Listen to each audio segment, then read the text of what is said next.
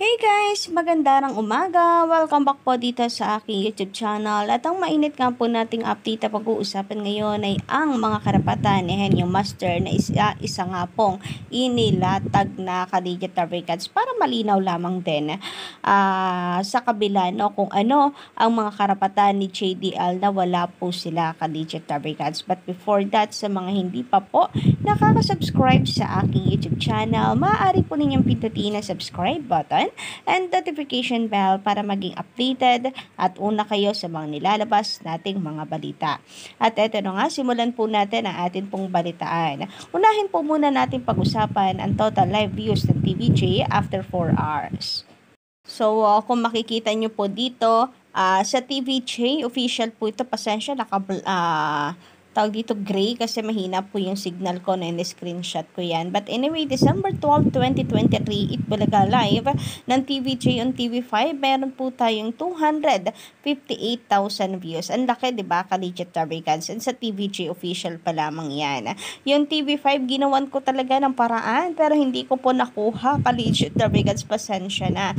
Pero for sure niya, nasa 300,000 yun. Kaya nakakalhating milyon din po tayo agad-agad sa Facebook, sa YouTube Live, ka-OG total views ng TVJ after 4 hours. So, nakakatawa at nakakataba ng puso. Maraming salamat sa mga patuloy na sumusuporta sa TVJ.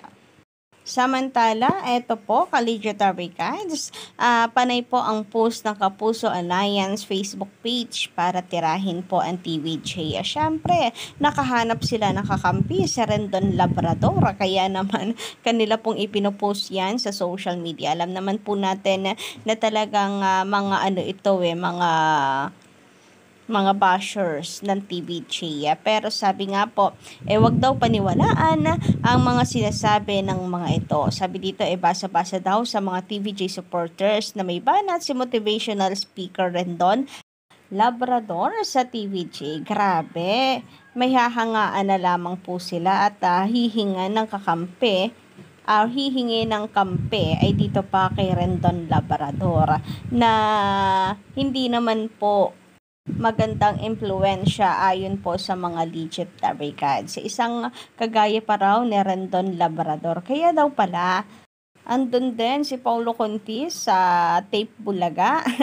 Parehas daw na kinagagalitan ng mga Pilipino itong hinahangaan and nasa kampo ng Tape Bulaga ayon sa mga netizens. Grabe daw yun. Samantalang ang nasa TVJ, wow, ang lalaki pong pangalan. Beauty Gonzales lang naman. Lani Misalucha, Sharon Coneta, Alden Richards, mga mapagkakatiwala ang mga tao, hinahangaan sa industriya. Tapos ang nasa Tape Inc. ay wala. Paulo Contis, Rendon Labrador, yung mga may ingay na bumabanat dito sa TVJ. Kita nyo po yung diferensya ng mga host, ng mga artista na nasa panig ng TVJ. Kita nyo, malalaking artista ng ABS-CBN hindi po tumatapak dito sa Tape Bulaga like Barbie Fortesa, di ba? Mga sikat, malalaking artista na hinahangaan po talaga ngayon ang ayaw pong tumapak. Mas pinipili sa Showtime kaysa po sa Tape Bulaga. Sino po, compare nyo naman sa mga pumupunta sa kabila. Winwin Marquez, hindi na po yung pinag-uusapan ngayon. Daso Richoy, na kung wala pong guesting, hindi pag-uusapan, hindi nakilala ng mga tao. So, ang laki po talaga ng difference kasi TVJ ang kalaban nga po nila. Samantala, kalat naman nga po ngayon sa social media ang congratulations the regards, the original Itbulaga. Kasi totoo naman po talaga no, na TVJ is Itbulaga. Kaya naman congratulations the regards. Deserve po talaga nila na maipanalo ang titulong ito. Kagaya nga po ng sabi nitong si Senator Raffy Tulfo na congratulations and they deserve na mapasa kanila ang titulong Itbulaga. O diba, nalaki po ng mga pangalang nasa panig ng TVJ. Grabe nga yun. Samantala, pag-usapan naman po natin ngayon ang final ni Joey De Leon na application para sa pagpaparehistro ng titulong Itbulaga for Entertainment noong March 22, 2023 pa po ito. So, ang Class 41 Collegiate Taricats ay covers nga raw po nito ang ilan ito? 1, 2, 3, 4, 5, 6, 7, 8, 9. 9 guys, which is entertainer services, entertainment services, production of shows, production of radio and television programs, television entertainment, providing online videos not downloadable, providing television programs via video on demand services, presentation of live performance and presentation of variety shows. So, ang dami ka-OG no, na karapatan ng TVJ. Samantalang ang merchandise ng Tape Inc. ay eto. Mga paperworks, t-shirt, di ba Collegiate Taricats, ang layo. Kaya, bakit sila nag-entertain sa television, nagsushow ka-OG, kung at the first place, wala silang karapatan kasi kahit nung nasa kanila pa po ang trademark, ay for merchandise lang naman sila.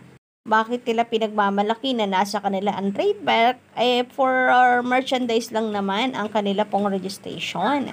And since nasa TVJ na ang trademark eto at ay sinasampal po sa kanila ang mga karapatan ni Henyo Master at ng TVJ. So, lumalabas na makapal po talaga ang kanilang pagmumukha. Kahit naman po sila mag-apela, bakit nila ipaglalaban for entertainment ang sa Tito Vic and Joey, samantalang sa kanila ay for merchandise lang. So, malaking sampal po ito sa kanila no, na wala silang karapatan sa pag-show, sa pag-entertain, na magpalabas sa noontime show. Dahil ayan, nakalatag na po ang mga karapatan ni Henyo Master. And ang kanilang ginagawa ay karapatan ito ni Henyo Master, kaya bawas-bawasan sana ang kakapalan po ng kanilang pagmumukha. Samantala, sabi po dito ni Sir Orlando Collegiate Taricats, magandang umaga sa iyo, Orlando Gulmatico. Gawin na lang nila Paulo and Friends yung title. Kasi yung spokesperson naman nila ay si Attorney Paulo Contis. Pwede nga po Collegiate Taricats, no? Pero malamang po niyan ay tahanang pinakamasaya ang kanilang ipalit na pangalan kung sakasakali sa January. Nako, mukhang may magpapalit din po ng kanta Collegiate Taricats. Kasi hindi na po nila magagamit yun eh. And sabi nila, hindi po kaya Tito Vic and Joey or TVJ ang theme song ng kanta. Pero, sino ba ang nagpalit ng kanta? Diba sila naman, ka-OG, ginawang tahanang pinakamasaya, Itbulaga. Tapos, ang TVJ nananatili na mula apari hanggang hulo. So, parang kinakain lamang din po nila yung kanilang mga sinasabi. Samantala, sabi naman dito sa komento ni Sir Romy Obispo, magandarang umaga sa iyo. Ma'am Gandara, sa totoo lang, hindi naman marunong rumespeto yung mga halusos. Pati nga batas ng gobyerno di nila nerespeto, halungkat pa more.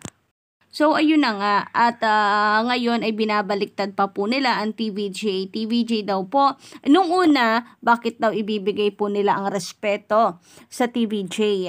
Gayong mga wala naman daw po itong respeto. Maraming ginawa at maraming history di umano na hindi marunong rumespeto at maraming kagaguhan. Kaya bakit ibibigay ang respeto na hinihingi? Tapos ngayon naman, ang kanilang sinasabi, pati na attorney po ng taping naman, is that TVJ naman daw po ang rumespeto sa kanila. Respetuhin na sila ay may karapatan na umapila. So, baliktad binabaliktad po talaga nila ang TVJ. Ang galing na attorney po nila, mambaliktad. Mga gaslighters. So, alam nyo na guys, talagang ang gagawin po nila dito ay baliktarin ang TVJ. So, good luck na lang kung yan po, Collegiate Taricats, ay magagawa nila kay Attorney Buko. Mahusay rin pong attorney si Attorney Buko. So malamang ngayon pa lang lahat po ng balak ng Tape Inc. ay iniisip na at meron ng plano si Attorney Buko para kontrahin ito. Samantala, sabi naman sa komento ni George Glorioso, magandang umaga sa iyo. Akala ko ba ang yaman ni MVP, bakit hindi mabigyan ng malaking studio ang TVJ para kayong sardinas dyan ang sikip-sikip? Walang-wala sa Tape Inc. studio. Ano po ba talaga? TVJ fan or Tape Inc. fan? But anyway, wala po akong comment patungkol dito kasi hindi naman po natin alam kung ano po ang plano ni MVP or kung nasaan na po si MVP sa kanya pong plano or usapan nila. Hindi natin alam kung anong usapan. May pagbabago ba sa usapan nila MVP and ng TVJ kasi marami po talagang nagsasuggest, kagaya ng MVP. Malamang nagsasuggest yan sa TVJ. Pero sa TVJ po mismo nanggaling na maraming nagre-request sa kanila or nagsasabi na ganito. Sa Araneta, unang isigaw. Sa Araneta, sila unang maggumanap ng first day nila sa bilang EAT sa TV5, pero mas pinili nila na magpaka-humble beginnings. Kaya kahit sa maliit na studio lang ay okay po sila. So malay po natin meron din pong desisyon ang TVJ na kung saan ayaw na rin nakulitin pa ni MVP ang TVJ, di ba? So marami po tayong hindi rin alam talaga. Marami po nga po pwedeng pagbabago. So ako iniintay ko na lamang talaga na bulagain tayo ng TVJ pagdating po sa usaping ito sa studio. For sure naman gusto rin nila na makalipat sa mas malaking studio. Sino ba namang ayaw, 'di ba? So yun lang po muna guys ang update natin para po sa umagang ito. Don't forget to click the subscribe button and notification bell for more updates.